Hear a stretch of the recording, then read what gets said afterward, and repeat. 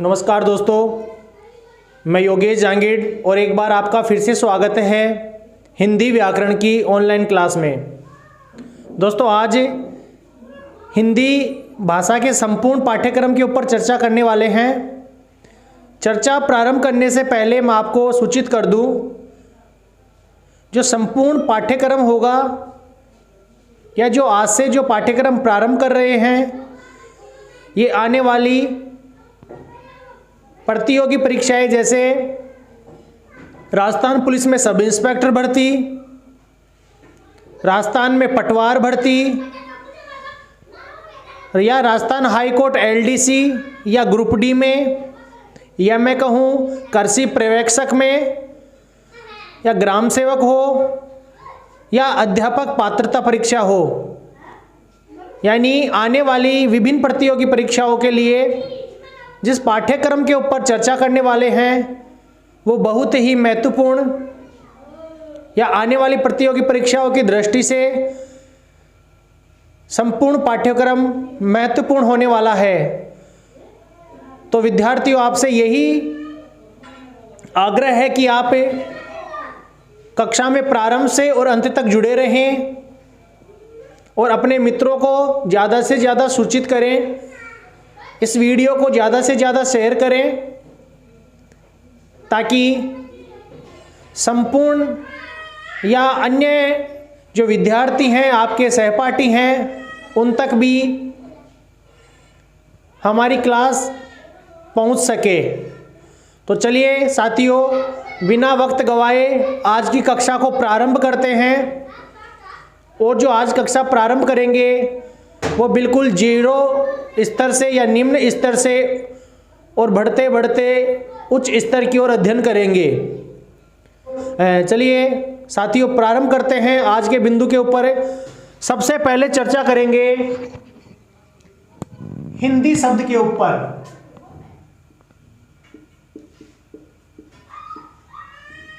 हिंदी शब्द के ऊपर तो मैं बता दूं, हिंदी सबसे पहले कौन सी भाषा का शब्द है? तो हिंदी फारसी भाषा का शब्द है। कौन सी भाषा का?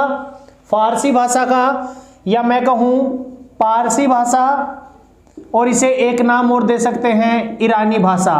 तो हिंदी शब्द फारसी भाषा, पारसी भाषा या ईरानी भाषा का शब्द है। और हिंदी शब्द है जो सर्वप्रथम जफरनामा नामक ग्रंथ में देखने को मिला। और इस ग्रंथ के जो रचयिता हैं वो हैं सरफुद्दीन जी। सरफुद्दीन जी का एक ग्रंथ है जफरनामा, और इस जफरनामा नामक ग्रंथ में सबसे पहले हिंदी शब्द देखने को मिला। बात करें हिंदी शब्द की उत्पत्ति के बारे में, तो हिंदी शब्द की जो उत्पत्ति है वो सभी भाषाओं की जो जननी या मूल भाषा है वो संस्कृत है, या संस्कृत को कहा जाता है। और संस्कृत भाषा प्राचीन काल में दो रूपों में प्रचलित थी। संस्कृत के दो रूप थे, एक तो कह सकते हैं वैदिक संस्कृत, और नंबर 2 पे बात करें लौकिक संस्कृत। प्राचीन काल में संस्कृत भाषा दो रूपों में प्रचलित थी, एक तो वैदिक संस्कृत, एक लौकिक संस्कृत। जिस भाषा में वेद, पुराण, उपनिषदों की रचना हुई वो तो कहलाई वैदिक संस्कृत, और जो प्राचीन काल में आम बोलचाल की भाषा थी वो कहलाई लौकिक संस्कृत। लौकिक संस्कृत की एक विशेषता थी, इसमें अन्य भाषाओं को शामिल कर लिया जाता था। फिर इसके बाद में लौकिक के बाद में भाषा का विकास हुआ और वो भाषा कहलाई पाली भाषा। लौकिक संस्कृत के बाद में पाली भाषा का विकास हुआ, और पाली भाषा प्रभाव डालने वाली थी बौद्ध धर्म के ऊपर, यानी पाली भाषा सर्वाधिक प्रभाव डालने वाली थी बौद्ध धर्म के ऊपर। प्रश्न नंबर 2 की बात करें तो बौद्ध धर्म के अनुयायियों द्वारा सर्वाधिक बोले जाने वाली भाषा कौन सी होगी? पाली भाषा। कौन सी भाषा होगी? पाली भाषा। बौद्ध धर्म के जो धार्मिक ग्रंथ हैं उनकी रचना भी पाली भाषा में हुई और बौद्ध धर्म के धार्मिक ग्रंथ पिटक कहलाते हैं। क्या कहलाते हैं? पिटक। और कितने होते हैं? 3, विनय पिटक, सुत्त पिटक, अभिधम पिटक। इसके बाद में चर्चा करें तो पाली के बाद में भाषा आई प्राकृत, यानी प्राकृत भाषा का विकास हुआ और प्राकृत भाषा प्रभाव डालने वाली थी जैन धर्म के ऊपर। प्राकृत भाषा प्रभाव डालने वाली थी जैन धर्म के ऊपर, या मैं कहूं जैन धर्म के अनुयायियों द्वारा सर्वाधिक बोले जाने वाली भाषा कौन सी? प्राकृत भाषा। या जैन धर्म के जो धार्मिक ग्रंथ हैं उनकी रचना कौन सी भाषा में? प्राकृत भाषा में हुई। प्राकृत भाषा की एक विशेषता थी कि ये प्राकृत भाषा के चलते चलते शब्दों के बोलने लिखने का जो तरीका या ढंग था वो बदलने लगा। कौन सी भाषा के चलते चलते? प्राकृत भाषा के। जैसे बात करें तो ये लोग रामेश्वर को रामेश्वर कहने लगे। तो बताइए कौन सी भाषा के चलते चलते शब्दों के बोलने लिखने का जो ढंग था या मैं कहूं तरीका था वो बदलने लगा? तो क्या उत्तर हो जाएगा? प्राकृत भाषा। प्राकृत भाषा के बाद में भाषा का विकास हुआ और वो थी सौरसैनी, यानी मैं कह सकता हूं अपभ्रंश भाषा। कौन सी भाषा आई? अपभ्रंश भाषा। प्राकृत के बाद में विकास हुआ अपभ्रंश भाषा का, और अपभ्रंश का एक प्रकार है सौरसैनी, सौरसैनी अपभ्रंश, सौरसैनी अपभ्रंश। और इसी सौरसैनी अपभ्रंश से हिंदी भाषा का विकास हुआ। कौन सी भाषा का विकास हुआ? हिंदी भाषा का विकास हुआ। लेकिन कुछ विद्वानों ने अपने मत कुछ अलग ही दिए हैं, तो उनके मत भी देखते हैं या उनके मतों का अध्ययन भी करते हैं। चलिए एक बार फिर से देखें, हिंदी शब्द कौन सी भाषा का? फारसी भाषा का, या पारसी भाषा, या कह सकते हैं ईरानी भाषा। अगर ऑप्शन में तीनों ही हैं तो उपयुक्त सभी करेंगे, और तीनों में से एक को सबसे पहले करना हो तो फारसी भाषा करेंगे। हिंदी शब्द सबसे पहले जफरनामा नामक ग्रंथ में देखने को मिला, और जिसके रचयिता हैं सरफुद्दीन जी। कौन से दीन जी? सरफुद्दीन जी। या हिंदी शब्द की उत्पत्ति के बारे में बातें करें तो सभी भाषाओं की जननी थी संस्कृत भाषा, और यह प्राचीन काल में 2 रूपों में प्रचलित थी। एक तो वैदिक संस्कृत, एक लौकिक संस्कृत। जिस भाषा में वेद पुराण उपनिषदों की रचना हुई वो तो कहलाई वैदिक, और जिस यानी जो आम बोलचाल की भाषा थी प्राचीन काल में वो कहलाई लौकिक संस्कृत। लौकिक संस्कृत की एक विशेषता थी कि इसमें अन्य भाषाओं को शामिल कर लिया जाता था, इसमें अन्य भाषाओं को शामिल कर लिया जाता था। इसके लौकिक के बाद में भाषा आई पाली, जो सर्वाधिक प्रभाव डालने वाली थी बौद्ध धर्म के ऊपर। बौद्ध धर्म के अनुयायियों द्वारा बोले जाने वाली भाषा पाली। पाली के बाद में आई प्राकृत भाषा, जो प्रभाव डालने वाली थी जैन धर्म के अनुयायियों के द्वारा जैन धर्म के ऊपर। प्रश्न नंबर 2 की बात करें तो जैन धर्म के अनुयायियों द्वारा सर्वाधिक बोले जाने वाली भाषा भी कौन सी? प्राकृत भाषा। प्राकृत भाषा की एक विशेषता थी कि प्राकृत भाषा के चलते चलते शब्दों के बोलने या मैं कहूँ लिखने का जो तरीका या ढंग था वो बदलने लगा, और इसके बाद में भाषा आई अपभ्रंश भाषा। कौन सी भाषा? अपभ्रंश भाषा। और अपभ्रंश का एक प्रकार है सौरसैनी अपभ्रंश, और इसी सौरसैनी अपभ्रंश से हिंदी भाषा का क्या हुआ? विकास हुआ। अगर इनके समय की बात करें या इनके समय की बात करें तो वैदिक और लौकिक का जो समय था ये माना जाता है 1500 ईसा पूर्व से 500 ईसा पूर्व तक। 1500 ईसा पूर्व से 500 ईसा पूर्व तक लौकिक और वैदिक का समय था। इसके बाद में पाली, प्राकृत, अपभ्रंश या सौरसैनी अपभ्रंश की बातें करें तो 500 ईसा पूर्व से 1000 ईस्वी तक 1000 ईस्वी तक इनका समय था। और आधुनिक हिंदी की बातें करें तो 1000 ईस्वी से और अब तक, कब तक है? अब तक है जो हिंदी का समय माना जाता है। इसके बाद में कुछ विद्वानों के मत और भी देखते हैं। उन्होंने हिंदी शब्द की उत्पत्ति के बारे में कुछ अपने विचार दिए, और उनके विचार हैं कि भारत के उत्तर पश्चिम से ईरानी आए। जैसे भारत है ये, और इसके उत्तर पश्चिम दिशा से ईरानी आए। कौन आए? ईरानी आए। और इन ईरानियों की एक विशेषता थी, ये से को तो है और ध को द बोला करते थे। और इन्होंने जहां प्रवेश किया वहां एक नदी थी और उस नदी का नाम था सिंधु नदी। कौन सी नदी? सिंधु नदी। और इन्होंने सिंधु का उच्चारण क्या कर दिया? हिंदू। क्या कर दिया? हिंदू। क्यों किया? क्योंकि ईरानियों की विशेषता थी, ये से का तो क्या करते है बोलते और ध को क्या बोलते? द। तो इन्होंने सिंधु को क्या कह दिया? हिंदू। और एक अनुमान या मत के अनुसार इन्होंने कहा कि हिंदुओं के द्वारा जो भाषा बोली जाती है वही क्या कहलाई? हिंदी कहलाई। लेकिन कुछ विद्वानों ने क्या कहा कि ईरानी लोग आए, वो बात तो बिल्कुल ठीक है, और भारत के उत्तर पश्चिम से आए, यहाँ तक भी सब कुछ ठीक है, लेकिन सिंधु नदी के जो आसपास का क्षेत्र था ये कहलाता था सिंध प्रांत। क्या कहलाता था? सिंध प्रांत। और ईरानियों ने इसको सिंध को क्या कह दिया? हिंद कहा। क्या कहा? हिंद कहा। और हिंद शब्द में फारसी भाषा का ई प्रत्यय जोड़ने पर और शब्द बना अपना हिंदी। शब्द क्या बना? हिंदी। और हिंदी का विकास क्रम की बात करें तो कुछ विद्वानों के मत के अनुसार हिंदी का विकास इस प्रकार से माना जाता है। लेकिन बात करें विद्वान साथियों तो हिंदी है, इस प्रकार से भी लिख सकते हैं और इस प्रकार से भी। हिंदी के दोनों ही रूप क्या होंगे? शुद्ध होंगे। दोनों ही रूप क्या होंगे? शुद्ध होंगे।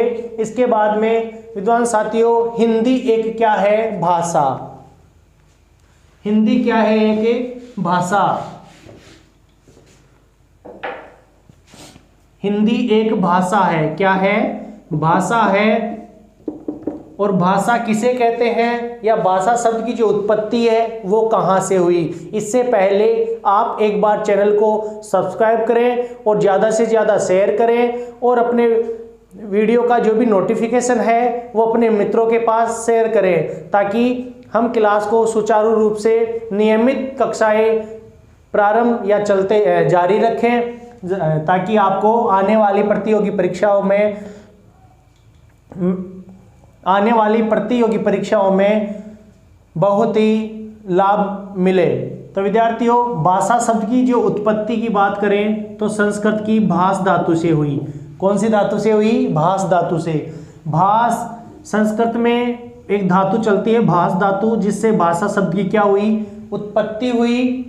या बात करें भास का जो या भाषा का शाब्दिक अर्थ होता है वो होता है विचार प्रकट करना। क्या करना? विचार प्रकट करना, या कह सकते हैं बोलना, या कह सकते हैं भाषण देना। भाषा शब्द संस्कृत की भास धातु से बना और जिसका शाब्दिक अर्थ होता है विचार प्रकट करना या बोलना या भाषण देना।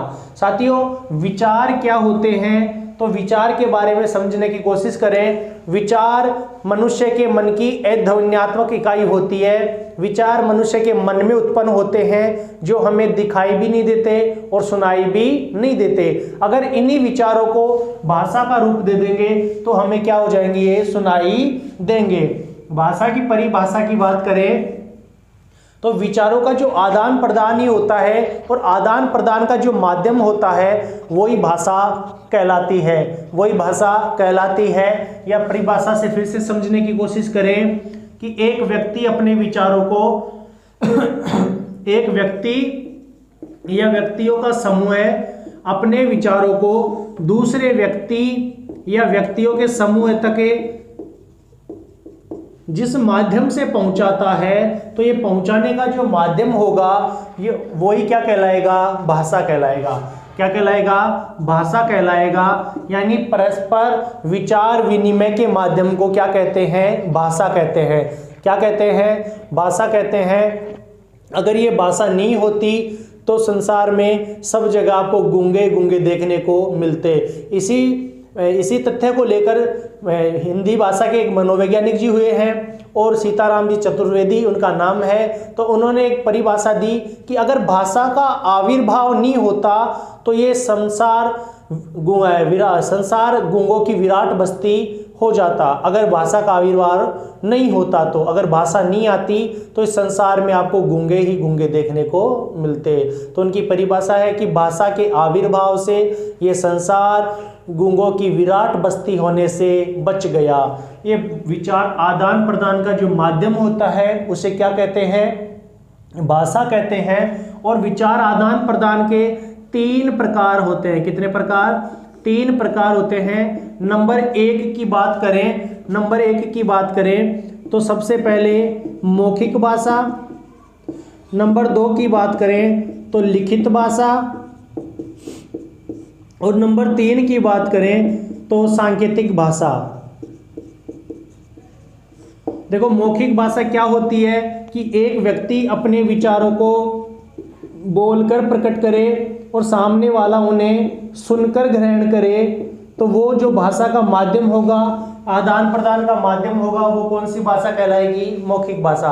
यानी बोलकर विचारों को अभिव्यक्त करना ही मौखिक भाषा कहलाती है। यह उदाहरण से समझने की कोशिश करें। रेडियो से समाचार सुनना मौखिक भाषा का उदाहरण है, या टेलीफोन पर बातें करना, प्रतियोगी परीक्षाओं में होने वाले साक्षात्कार, या मैं बात करूं नेताजी के भाषण। तो ये सभी उदाहरण कौन सी भाषा के होंगे? मौखिक भाषा के। नंबर 2 पे बात करें लिखित भाषा की, तो लिखित भाषा की परिभाषा होती है कि एक व्यक्ति अपने विचारों को लिखकर प्रकट करे और सामने वाला उन्हें पढ़कर ग्रहण करे, सामने वाला उन्हें पढ़कर ग्रहण करे। तो ये पढ़कर ग्रहण करना और लिखकर विचार प्रकट करना, ये दोनों ही माध्यम, यानी जो विचार आदान प्रदान का माध्यम होगा वो कौन सी भाषा का होगा? लिखित भाषा का। यानी विचारों को लिखकर व्यक्त करना, या विचारों की जो लिखकर अभिव्यक्ति होती है वो ही क्या कहलाती है? लिखित भाषा। यानी एक व्यक्ति अपने विचारों को लिखकर प्रकट करे, सामने वाला उन्हें पढ़कर ग्रहण करे, तो वह भाषा लिखित भाषा कहलाती है। उदाहरण से समझने की कोशिश करें। जैसे समाचार पत्र कौन सी भाषा के? लिखित भाषा के उदाहरण है। इसी प्रकार पत्र पत्रिकाएं होती हैं, ये भी कौन सी भाषा के उदाहरण होंगे? लिखित भाषा के। इसके बाद में चर्चा करें तो जो पाठ्य पुस्तकें होती हैं या यातायात पुलिस की जो लिखित नियम होते हैं, जैसे आपने ड्राइविंग करते समय देखा होगा रोड के किनारे बोर्ड लगा हुआ होता है और वहां पे लिखा होता है कृपया धीरे चलें। तो ये सब जो लिखा हुआ है ये कौन सी भाषा का उदाहरण है? लिखित भाषा का। क्यों है? क्योंकि लिखने वाले ने अपने विचार या विचार एक व्यक्ति ने अपने प्रकट कर दिए, कैसे? लिखकर, और हम ग्रहण कैसे करेंगे? इनको पढ़कर। तो ये स्थिति रहेगी तो वो भाषा हो जाएगी कौन सी? लिखित भाषा। कौन सी भाषा होगी? लिखित भाषा। सांकेतिक भाषा की बात करें तो एक व्यक्ति अपने विचारों को संकेत के माध्यम से प्रकट करे, सामने वाला उन्हीं संकेतों को देखकर या समझकर विचार ग्रहण करे, तो वो सांकेतिक भाषा कहलाती है। इसके उदाहरण देखें कि जो एम्पायर के इशारे होते हैं ये सब कौन सी भाषा के उदाहरण होंगे? सांकेतिक भाषा के। या बात करें क्रिकेट में एम्पायर के इशारे, या ट्रैफिक पुलिस के जो इशारे होते हैं वो भी कौन सी भाषा के? सांकेतिक भाषा के उदाहरण होते हैं। इसके अलावा जो शारीरिक भाव भंगिमाएं होती हैं, जो भी शरीर के इशारे एक्टिविटी होती हैं, वो भी कौन सी भाषा के उदाहरण होंगे? सांकेतिक भाषा के। इसके लिए बिहारी जी ने एक बहुत ही सुंदर कुछ पंक्तियां लिखी हैं, तो वो निम्न प्रकार से है कि कहत नटत रिजत खिजत करत मिलत लजियात और बड़े भवन में करत है नैनन ही सु बात। यानी एक नायक और नायिका के जब माता पिता बैठे होते हैं और उनके दोनों नायक और नायिका आमने सामने बैठे हैं और उनके पास में उनके माता पिता हैं, तो वो इशारों में, यानी अपने विचार बोलकर भी व्यक्त नहीं कर सकते, लिखकर भी नहीं कर सकते, तो वो अपने विचारों का आदान प्रदान करेंगे किस माध्यम से? संकेतों के माध्यम से। यानी इशारों में अपनी वो जो मन की बातें हैं या अपने जो विचार हैं वो क्या कर लेंगे? अभिव्यक्त या व्यक्त कर लेंगे। तो इस प्रकार के जो उदाहरण होंगे वो हो जाएंगे साथियों सांकेतिक भाषा के। कौन सी भाषा के होंगे? सांकेतिक भाषा के। तो चलिए बताइए सबसे सरल भाषा, तीनों में से बात करें तो सबसे सरल भाषा कौन सी है? सबसे सरल भाषा कौन सी? मौखिक भाषा। सबसे सरल भाषा है मौखिक भाषा और सबसे कठिन भाषा है सांकेतिक भाषा। साथियों सबसे सरल मौखिक इसलिए है क्योंकि जो बोलकर विचार अभिव्यक्त किए जाते हैं तो वो जल्दी से समझ में आते हैं और जल्दी ही हम उनका अनुकरण कर पाते हैं और जल्दी ही वो अपने याद हो जाते हैं। बात करें सांकेतिक भाषा कठिन क्यों है, तो संकेत अनिश्चित होते हैं, संकेत कोई निश्चित नहीं होते, कोई क्या इशारा दे दे ये अपने समझ में आ भी जाए और नहीं भी आए। तो सांकेतिक भाषा सबसे कठिन भाषा होती है और मौखिक भाषा सबसे सरल भाषा। तो बात करें लिखित भाषा की, तो इसकी ये दोनों मध्यम, यानी लिखित भाषा मध्यम वर्ग की भाषा हो जाएगी। कौन से वर्ग की भाषा हो जाएगी, मध्यम वर्ग की हो जाएगी। तो चलिए साथियों, आज की क्लास को यहीं समाप्त करते हैं। मैं मेरे शब्दों को विराम दूं या मेरी वाणी को विराम दूं, उससे पहले आप एक बार चैनल को सब्सक्राइब करें, लाइक करें, ज़्यादा से ज़्यादा शेयर करें। और साथियों, क्लास की जो विशेषता होगी, क्लास निश्चित निरंतरता चलेगी, यानी रोज की प्रतिदिन की एक क्लास होगी। और इसी के साथ एक बिंदु पूर्ण होने पर हम कुछ आपके सामने ऑब्जेक्टिव क्वेश्चन लाएंगे जो आने वाली प्रतियोगी परीक्षाओं के लिए बहुत ही महत्वपूर्ण होंगे। तो चलिए दोस्तों, मैं अपने शब्दों को यहीं विराम देता हूं। धन्यवाद साथियों।